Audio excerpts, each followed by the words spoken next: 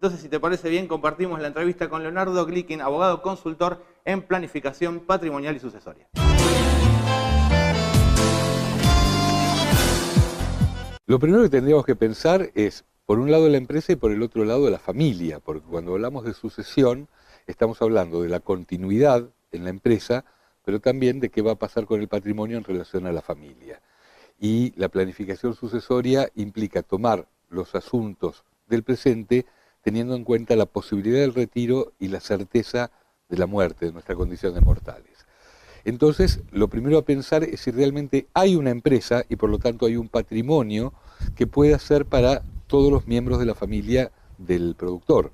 Si hay una empresa, quizás esa empresa, ese patrimonio, tenga que ir para todos los hijos, quizás en porciones equivalentes, y al mismo tiempo será factible diferenciar un plus que tendrá que ver con el trabajo, con la gestión de aquellos hijos que se hacen cargo de la propia empresa. A veces no hay una empresa, a veces lo que hay es una práctica profesional propia y entonces el productor lo que puede hacer es decir, bueno, voy a entrenar a algunas personas de mi confianza, quizás a un miembro de la familia, para que sea mi continuador en esta práctica. Y a veces la conclusión es, no tengo a nadie que pueda continuarme en esta práctica y lo que tengo que hacer es buscar la manera de que esto sea continuado por otros y que esto me dé algún beneficio económico.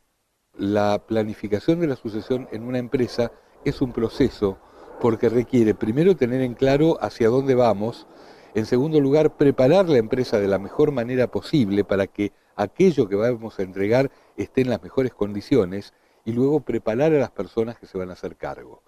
En algún punto es casi como si pensáramos en un circo donde alguien se arroja de un trapecio al otro y es necesario que todos estén preparados para tomar aquel que se está arrojando. Quizás el que se está arrojando es el negocio en sí mismo.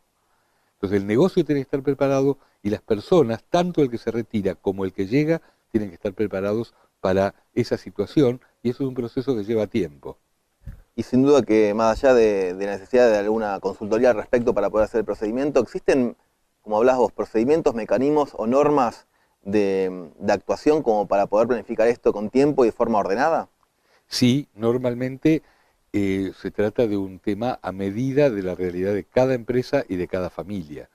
No es lo mismo una familia donde hay varios miembros que están dispuestos a hacerse cargo, de una familia donde no hay ninguno, de una familia donde hay uno solo, pero al mismo tiempo el padre tiene una actitud protectiva respecto de los otros hijos. No es lo mismo cuando hay otro patrimonio que cuando toda la fuente de ingresos es la práctica como productor de seguros. Entonces, según cuál sea la realidad de cada uno, las soluciones van a ser también diferentes. ¿Cuáles son las dificultades más comunes que uno se encuentra a la hora de efectuar este tipo de sucesiones en la práctica en el día a día? La más importante es la resistencia del que se tiene que ir. Esa es la más significativa, porque para una persona significa cambiar de vida, significa que aquello que hizo durante quizás 40 años ya no lo va a seguir haciendo, por lo menos de la misma manera. Tiene que correrse de un lugar que le resultaba cómodo y del cual se sentía dueño. Entonces, el poder vencer esa resistencia es la primera clave para que todo el resto del proceso sea exitoso.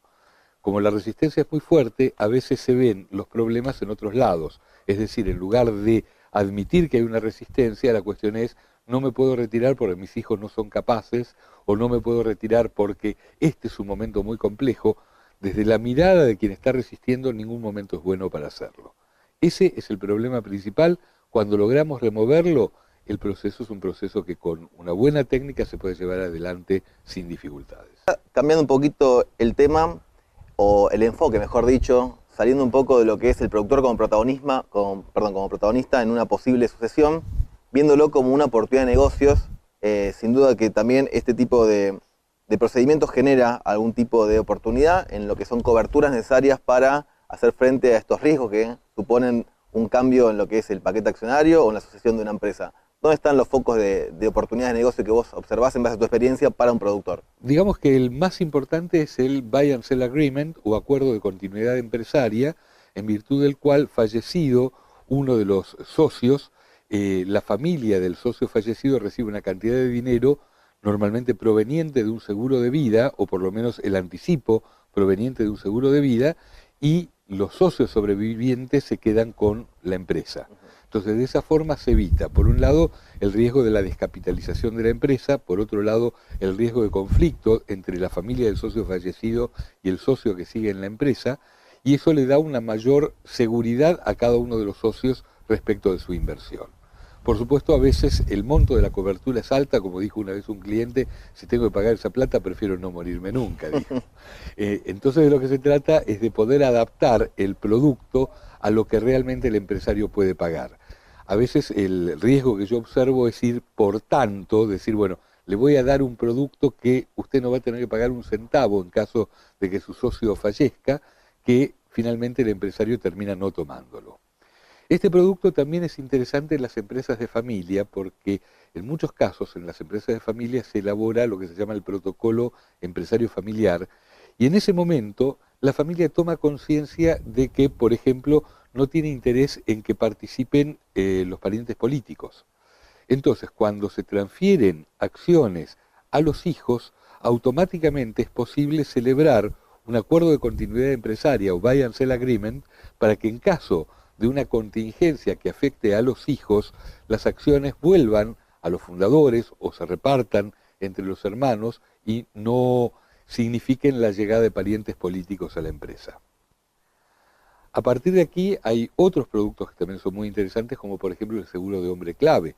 Cuando nosotros diagnosticamos la situación en una empresa, resulta muchas veces que hay una persona de la cual dependen operaciones muy importantes y por lo tanto el fallecimiento o la incapacidad de esa persona generaría efectos absolutamente indeseados en la empresa. Entonces la cuestión es, bueno, cubrir a quienes tienen esta función de hombre o mujer clave frente a la contingencia de su fallecimiento o incapacidad.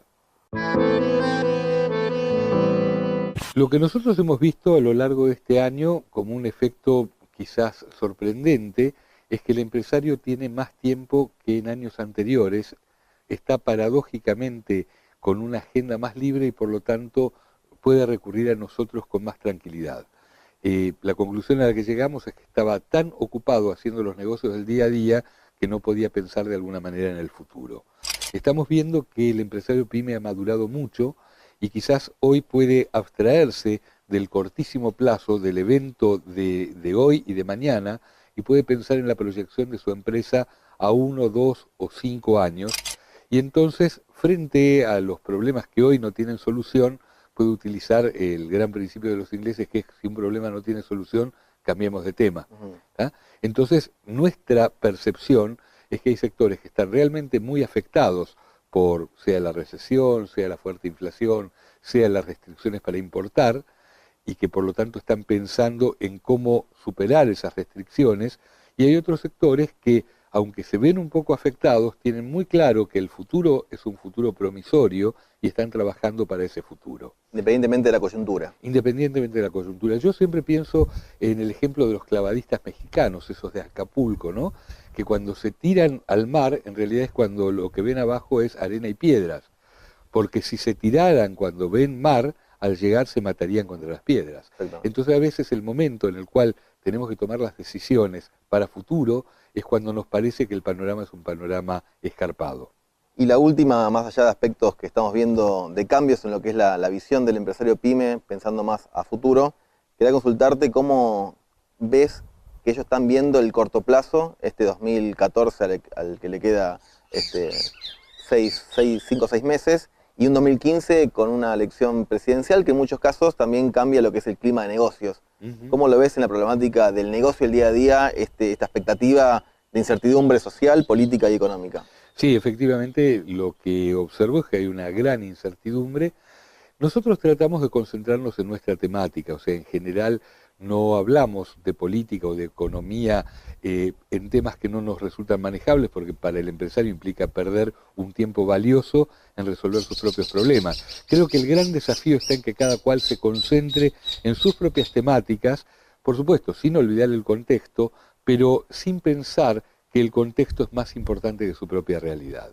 Nosotros planteamos que cuando hacemos un análisis de contingencias hay una gran tendencia a pensar que contingencia es una devaluación, contingencia es una tasa de interés alta, contingencia es la alta inflación, y muchas veces se olvidan que hay contingencias internas, como el fallecimiento de un miembro de la empresa, como un accidente de trabajo, como un incendio, como un robo que tiene un impacto muchísimo mayor en la propia empresa. Entonces nuestra función es muchas veces alinear las contingencias para que no usemos tanto tiempo en pensar aquellas cosas que no podemos resolver.